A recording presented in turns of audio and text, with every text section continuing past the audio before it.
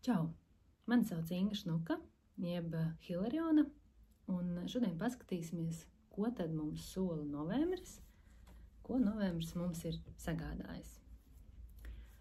Mēneša prognozi liksim pēc līdzinājās schēmas, palūkosim mēneša kopējo noskaņu, palūkosim, ko šajā mēnesī labāk darīt, ko šajā mēnesī mazināt, un padomu veiksmīgam mēnesim. Tātad sāksim ar mēneša kopējā enerģija. Un mēneša kopējā enerģija ir kārtis zobenu karaliene un 8 zižļi.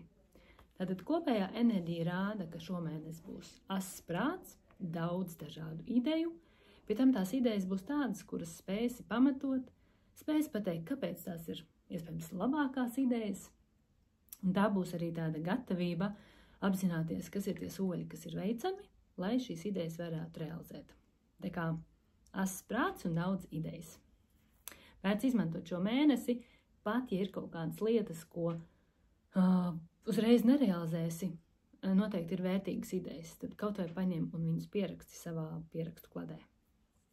Kas ir tas, kam novembrī īpaši pievērsties? Novembris, kārtis mīlnieki un zižļu tuze. Novembris aicina pievērsties savām partnerattiecībām, kā primārais, pievērsties cilvēkam, ar kuru ir cieša saikne, vai ar kuru kā reiz gribās uzlabot saikni, pastiprināt saikni. Šis ir ļoti labs laiks randiņiem, un pat, ja esat kopā daudzus gadus, šis ir īstais laiks tik un tā sarīkot randiņus, un iziet ārpusē, un kaut kādā veidā atkal uzkurināt šo attiecību dzirksti.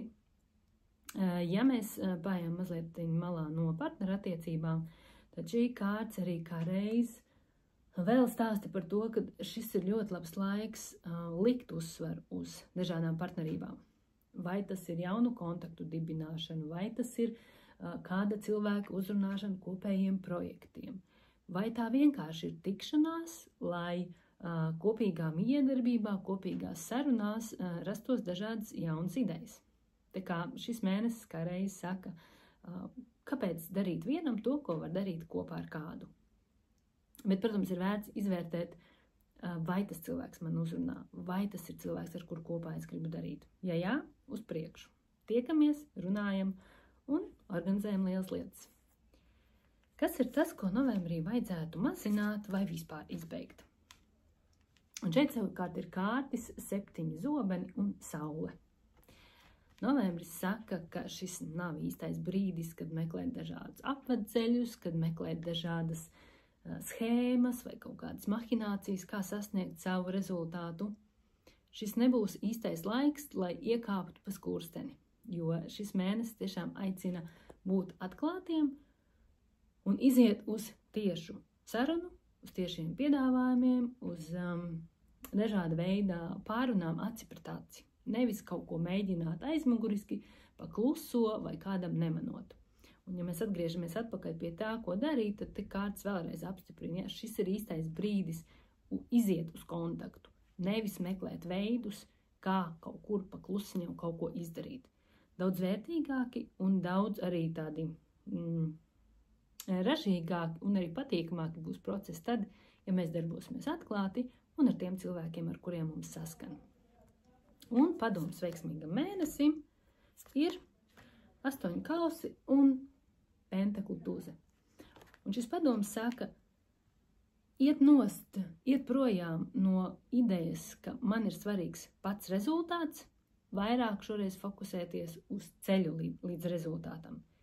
Izbaudīt gan kā idejas rodas, izbaudīt sadarbību, kā tas veidojas. Vairāk likt fokus uz to, ka padarīt ražīgu, padarīt foršu pašu procesu, nevis kā galveno mērķi likt rezultātu. Tā kā ceru, ka šis bija noderīgi, lai feins un ražīgs novembra mēnesis.